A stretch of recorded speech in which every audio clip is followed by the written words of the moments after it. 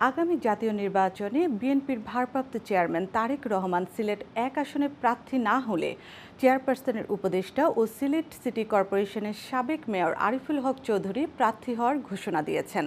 সেই লক্ষ্যে স্থানীয় মুরব্বীদের মতামত নিয়ে তিনি আনুষ্ঠানিকভাবে প্রচারণা শুরু করেছেন। মোহাম্মদ ফারুক মিয়ার রিপোর্টে বিস্তারিত। আগামী জাতীয় নির্বাচনে বিএনপির ভারপ্রাপ্ত চেয়ারম্যান তারেক রহমান সিলেট ১ আসনে প্রার্থী না হলে চেয়ারপারসনের উপদেষ্টা ও সিলেট সিটি কর্পোরেশনের সাবেক মেয়র আরিফুল হক চৌধুরী প্রার্থী হওয়ার ঘোষণা দিয়েছেন। সেই লক্ষ্যে তিনি স্থানীয় মুরব্বীদের মতামত নিয়ে আনুষ্ঠানিকভাবে প্রচারণা শুরু করেছেন বলে জানান।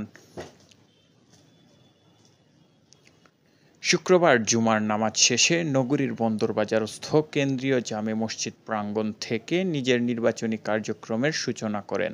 প্রচারণায় শুরুতে সাংবাদিকদের মুখোমুখি হয়ে আরিফুল হক বলেন, আমি সবার কাছে দোয়া চাইছি। সামনে জাতীয় নির্বাচন। আমাদের দলের ভারপ্রাপ্ত চেয়ারম্যান তারেক রহমান সাহেবকে আমি সিলেট ১ আসনে দেখতে চাই। তিনি এলে শুধু নগরবাসী নয়, পুরো সিলেট বিভাগ আনন্দিত হবে। তিনি আরও বলেন, যদি কোনো কারণে তারেক রহমান সিলেট ১ আসনে না আসেন তাহলে আমি সবার দোয়া ও সম্মতি নিয়ে প্রার্থিতার কার্যক্রম শুরু করছি।